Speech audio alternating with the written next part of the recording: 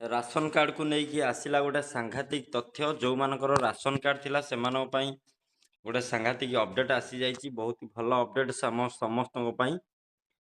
ଠିକ୍ ଅଛି। ଯୋଉମାନଙ୍କର ରାସନ କାର୍ଡ ଅଛି, ଯୋଉମାନଙ୍କର ଇନକମ୍ ଟ୍ୟାକ୍ସ ଯୋଉମାନେ ପେ କରୁଥିଲେ, ଆଇଟିଆର୍ ଫାଇଲ୍ କରୁଥିଲେ, ସେମାନଙ୍କର ରାସନ କାର୍ଡ କଟିବ କି ରହିବ ଏ ନେଇ ଗୋଟେ ସାଂଘାତିକ ଆସିଛି ଡେଲି ହଣ୍ଟରେ। ମୁଁ ଆପଣମାନଙ୍କୁ ସେଇଟା ପଢ଼ିକି ଆପଣମାନଙ୍କୁ ବୁଝେଇବି, ଶୁଣେଇବି କେମିତି କ'ଣ କଲେ ରାସନ କାର୍ଡ ଆପଣମାନଙ୍କର ରହିବ, କ'ଣ କଲେ ନ ରହିବ, କୋଉମାନଙ୍କର କଟିବ କୋଉମାନଙ୍କର କଟିବନି, ଏ ନେଇ ଆସିଛି ଅପଡେଟ୍ ଆସିଯାଇଛି। ଆପଣମାନଙ୍କୁ କହିବି ଏଇ ଭିଡ଼ିଓ ମାଧ୍ୟମରେ। ତା ପୂର୍ବରୁ ଆପଣମାନେ ଭିଡ଼ିଓକୁ ଟିକେ ଫୁଲ୍ ଦେଖନ୍ତୁ। ଯଦି ଚ୍ୟାନେଲରେ ନୂଆ ଆସୁଛନ୍ତି ଚ୍ୟାନେଲ ଗୁଡ଼ା ସବସ୍କ୍ରାଇବ୍ ନିଶ୍ଚିନ୍ତ କରିଦିଅନ୍ତୁ। ଆଉ ଯଦି ଆମ ହ୍ୱାଟ୍ସଆପ୍ କିମ୍ବା ଟେଲିଗ୍ରାମ ଗ୍ରୁପରେ ଜଏନ୍ ହେଇନାହାନ୍ତି ଏବେ ହିଁ ଜଏନ୍ ହେଇଯାଆନ୍ତୁ। କାହିଁକିନା ଆମେ ଯେକୌଣସି ଭିଡ଼ିଓ ଛାଡ଼ିବା ପୂର୍ବରୁ ତାର ଛୋଟିଆ ଇନଫର୍ମେସନ୍ ହ୍ୱାଟ୍ସଆପ୍ ଟେଲିଗ୍ରାମ ଗ୍ରୁପରେ ତାର ନୋଟିଫିକେସନଟି ଦେଇଥାଉ। ଚାଲନ୍ତୁ ଦେଖିବା କ'ଣ ଡେଲି ହଣ୍ଟ ନ୍ୟୁଜ୍ରେ ପ୍ରକାଶ ପାଇଛି। ଚାଲନ୍ତୁ ସେଇଟା ଦେଖିନେବା ଫାଷ୍ଟ। ତ ଦର୍ଶକ ବନ୍ଧୁ ଦେଖିପାରୁଥିବେ, ଆଇଟି ରିଟର୍ନ କଲେ ବି କଟିବନି ରାସନ କାର୍ଡ। ଯୋଉମାନେ ଇନକମ୍ ଟ୍ୟାକ୍ସ ରିଟର୍ନ କରୁଛନ୍ତି ସେମାନଙ୍କର ବି ରାସନ କାର୍ଡ କଟିବନି। ରାସନ କାର୍ଡକୁ ନେଇ ଆସିଲା ବଡ଼ ଅପଡେଟ୍। ଆୟକର ଫାଇଲ୍ କରିଥିଲେ ବି କଟିବନି ରାସନ କାର୍ଡ। ରାସନ କାର୍ଡକୁ ନେଇ ଆସିଲା ବଡ଼ ଅପଡେଟ୍। ଆୟକର ଫାଇଲ୍ କରିଥିଲେ ବି କଟିବନି ରାସନ କାର୍ଡ। ଏ ନେଇ ଫିଜିକାଲ ଭେରିଫିକେସନ କରିବେ ରାଜ୍ୟ ସରକାର। ଡୋର ଟୁ ଡୋର ବୁଲି ସର୍ଭେ କରିବେ ଅଧିକାରୀ। ଏ ନେଇ ସୂଚନା ଦେଲେ ଖାଦ୍ୟ ଓ ଯୋଗାଣ ମନ୍ତ୍ରୀ କୃଷ୍ଣଚନ୍ଦ୍ର ପାତ୍ର। ଠିକ୍ ଅଛି। ମାନେ ଆପଣଙ୍କର ଯଦି ଆପଣ ଇନକମ୍ ଟ୍ୟାକ୍ସ ଫାଇଲ୍ କରୁଛନ୍ତି, ଆଇଟିଆର୍ ଫାଇଲ୍ କରୁଛନ୍ତି, କାହାର କେତେ ଇନକମ୍ ଅଛି, କାହାର କିଏ କେତେ ଟଙ୍କା ଇନକମ୍ ଟ୍ୟାକ୍ସ ଫାଇଲ୍ କରୁଛି, କ'ଣ କରୁଛି, ଆର ସବୁର ଗୋଟେ ଡୋର ଟୁ ଡୋର ବୁଲିକି ତାର ଗୋଟେ ତଥ୍ୟ ସଂଗ୍ରହ କରାଯିବ। ସେଇ ତଥ୍ୟ ହିସାବରେ ଆପଣମାନଙ୍କର ରାସନ କାର୍ଡ କଟାଯିବ। ଆଉ ଯାହାର କମ୍ ମାନେ ଯେ କ'ଣ ପାଇଁ ଆପଣ କୌଣସି ଲୋନ୍ ପାଇଁ ଆଇଟିଆର୍ ଫାଇଲ୍ କରିଥିବେ, କିମ୍ବା କୌଣସି ଯୋଉମାନଙ୍କର କଟିବା ଯୋଗ୍ୟ କି ଏଇ ଆଇଟିଆର୍ ବାଲାଙ୍କର ରାସନ କାର୍ଡ କଟିବ କିମ୍ବା ଏଇମାନଙ୍କର କଟିବନି, ଏ ନେଇ ଗୋଟେ ତଥ୍ୟ ସଂଗ୍ରହ କରାଯିବ। ତାପରେ ଯାଇ ଆପଣମାନଙ୍କର ରାସନ କାର୍ଡ କଟିବ, ତାପରେ କାହାର ରହିବ। ଚାଲନ୍ତୁ ଆଗକୁ ଦେଖିବା କ'ଣ ଅଛି। ଯୋଗାଣ ମନ୍ତ୍ରୀ ଆହୁରି କହିଛନ୍ତି ଯେ ଅଭିଯୋଗ ଆସିଛି କି ଯେଉଁମାନେ ଆୟକର ରିଟର୍ନ ଫାଇଲ୍ କରିଛନ୍ତି ସେମାନଙ୍କ କାର୍ଡ କଟିଯାଇଛି, କିନ୍ତୁ କାହାର କାର୍ଡ କଟିବନି।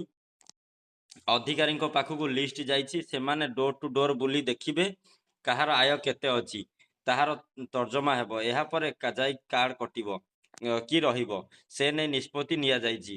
ଏପରି ଅଧିକାରୀମାନଙ୍କୁ ନିର୍ଦ୍ଦେଶ ଦିଆଯାଇଛି କି ଯାହାର ବି କାର୍ଡ କାଟନ୍ତୁ ନା କାହିଁ, ଚାଉଳ ବନ୍ଦ କରନ୍ତୁ ନାହିଁ। ପ୍ରକୃତରେ ଯିବ ଗରିବ ଥିବା ତାଙ୍କର କାର୍ଡ ରହିବ। ଯଦି ଧନୀ ଲୋକ ଯଦି କାର୍ଡ ହୋଇଥିବ ତେବେ କାର୍ଡ କଟିବ।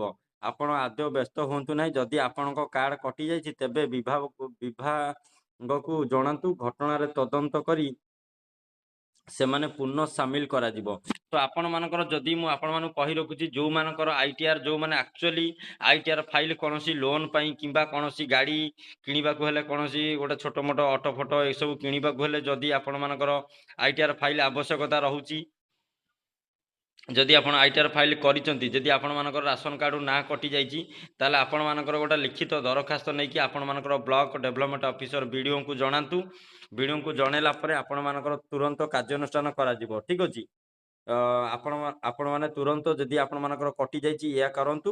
କଲେ ଆପଣମାନଙ୍କର ତୁରନ୍ତ କାର୍ଯ୍ୟାନୁଷ୍ଠାନ ଗ୍ରହଣ କରାଯିବ। ଆଉ ଆପଣମାନଙ୍କର ଯଦି ରାସନ ଆକ୍ଚୁଆଲି ଆପଣମାନଙ୍କର ରାସନ ପାଇବା ପାଇଁ ଯୋଗ୍ୟ, କିନ୍ତୁ ଆପଣଙ୍କ କାର୍ଡ କଟିଯାଇଛି, ତାହେଲେ ଆପଣମାନେ ଏଇଟା ଜଣେଇଲା ପରେ ଆପଣମାନଙ୍କର କାର୍ଡ ଯେପର୍ଯ୍ୟନ୍ତ ନାଁ ନ ଚଢ଼ିଛି ତାପରେ ବି ଆପଣମାନଙ୍କୁ ଚାଉଳ ଦିଆଯିବ। ଠିକ୍ ଅଛି। ଆପଣମାନେ ଏଇଟା ଲିଖିତ ହିସାବରେ ଜଣାନ୍ତୁ। ତାପରେ ଆଗକୁ ମଧ୍ୟ କ'ଣ କହିଛନ୍ତି, ତେବେ ଗ୍ରାମାଞ୍ଚଳରେ ମାସିକ 10,000 ଓ ସହରାଞ୍ଚଳରେ ମାସିକ 15,000 ଆୟ ଥିଲେ କାର୍ଡ କାଟିବାକୁ ନିର୍ଦ୍ଦେଶ ଆସିଛି। ଆମେ ଦେଖୁଛୁ ଯେଉଁମାନେ ପ୍ରକୃତରେ ଗରିବ ସେମାନଙ୍କର କାର୍ଡ ରହୁ, ସେଥିପାଇଁ ଫିଜିକାଲ ଭେରିଫିକେସନ ହେବ। ଯୋଉମାନେ ଗାଁରେ ରହିକି ଗ୍ରାମାଞ୍ଚଳରେ 10,000 ଓ ସହରାଞ୍ଚଳରେ 15,000, ଯୋଉମାନେ ଆକ୍ଚୁଆଲି ଗାଁରେ ରହିକି 10,000 ଟଙ୍କା ଇନକମ୍ କରୁଛନ୍ତି, ଠିକ୍ ଅଛି, ଯୋଉମାନେ ଗାଁରେ ରହିକି 10,000 ଟଙ୍କା ଇନକମ୍ କରୁଛନ୍ତି ସେମାନଙ୍କର ରାସନ କାର୍ଡ କଟାଯିବ। ଆଉ ଯୋଉମାନେ ସହରରେ ରହିକି 15,000 ଟଙ୍କା ଇନକମ୍ କରୁଛନ୍ତି ସେମାନଙ୍କର ରାସନ କାର୍ଡ କଟାଯିବ। ଠିକ୍ ଅଛି। ଏ ନେଇ ଗୋଟେ ନିର୍ଦ୍ଦେଶ ଆସିଛି। ତାପରେ ଏଇଟା ବି ଗୋଟେ ଫିଜିକାଲ ଭେରିଫିକେସନ ହେବ। ଫିଜିକାଲ ଭେରିଫିକେସନ ପରେ ତାପରେ ଆପଣମାନଙ୍କର ରାସନ କାର୍ଡ କଟିବ କି ରହିବ ସେଟା ଜଣାପଡ଼ିବ। ଯଦି ଆପଣମାନେ ପ୍ରକୃତରେ ରାସନ କାର୍ଡ ପାଇବାକୁ ଯୋଗ୍ୟ, ତାହେଲେ ଆପଣମାନଙ୍କର ରାସନ କାର୍ଡରେ ନାଁ ରହିବ। ଆଉ ଯଦି ପ୍ରକୃତ ଆପଣ ଅଯୋଗ୍ୟ ବ୍ୟକ୍ତି ହେଇଥିବେ ତାହେଲେ ଆପଣମାନଙ୍କର ନାଁ ନିଶ୍ଚିନ୍ତ କଟାଯିବ। ସୋ ଆପଣମାନଙ୍କୁ ମୁଁ ଅନୁରୋଧ କରିବି ଯୋଉମାନଙ୍କର ବି ରାସନ କାର୍ଡ଼ରୁ ନାଁ କଟିଯାଇଛି ଏଇ ଆଇଟିଆର୍ ଫାଇଲ୍ ପାଇଁ, ତାହେଲେ ସେମାନେ ବିଡ଼ିଓଙ୍କୁ ଯାଇକି ଲିଖିତ ହିସାବରେ ଗୋଟେ ଦରଖାସ୍ତ ଲେଖିକି ଦିଅନ୍ତୁ। ଆପଣମାନଙ୍କର ତୁରନ୍ତ ନାମ ଯୋଡ଼ିବା ପାଇଁ ସେମାନେ ଗୋଟେ ଫିଜିକାଲ୍ ଭେରିଫିକେସନ୍ କରିବେ। ସୋ ଏଇ ଥିଲା ଛୋଟିଆ ଇନଫର୍ମେସନ୍ ଭିଡ଼ିଓଟି। ଆଶା କରୁଛି ଆପଣମାନଙ୍କୁ ଭିଡ଼ିଓଟି ନିଶ୍ଚିନ୍ତ ଭଲ ଲାଗିଥିବ। ଯଦି ବି ଆପଣମାନଙ୍କୁ ଭିଡ଼ିଓଟି ଭଲ ଲାଗିଛି ତାହେଲେ ଆମ ଚ୍ୟାନେଲରେ ଯଦି ନୂଆ ଅଛନ୍ତି ଚ୍ୟାନେଲ ଗୁଡ଼ା ସବସ୍କ୍ରାଇବ୍ କରିବା ସହିତ ଭିଡ଼ିଓ ଯଦି ଦେଖୁଛନ୍ତି ତାହେଲେ ଗୋଟେ ଲାଇକ୍ ନିଶ୍ଚିନ୍ତ କରିବେ। ସୋ ଦର୍ଶକ ବନ୍ଧୁ ଭିଡ଼ିଓଟି ଏଇଠି ଶେଷ କରୁଛି। ରହୁଛି। ନମସ୍କାର। ଜୟ ଜଗନ୍ନାଥ।